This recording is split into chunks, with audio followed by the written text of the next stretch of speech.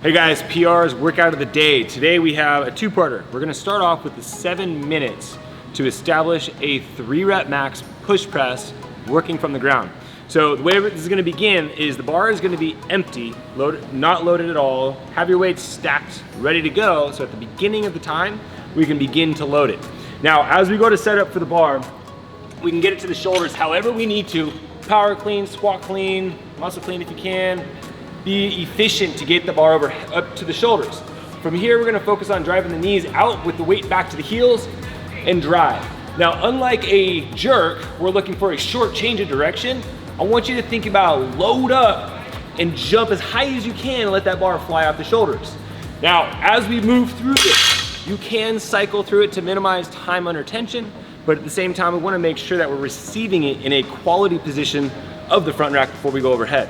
At the same time, make sure we're staying with a push press and not allowing your legs to rebend, which then turns into a jerk. After that 7 minutes establishing a 3-rep max, we will then begin into a 3 rounds for time, starting off with a 400-meter run. Then we'll move on into 12 toes to bar and 6 strict presses. So with the toes to bar, what we want to focus on is making contact, both feet between the hands, same time on the bar.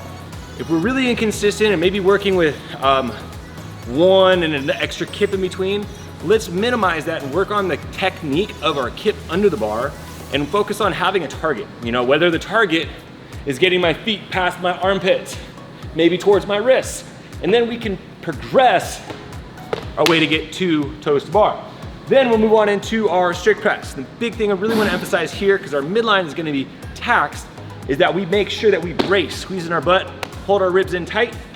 So when we go overhead, we can stay in a nice, tight, organized position and not allow yourself to get overextended through fatigue. So 3 rounds for time, have fun.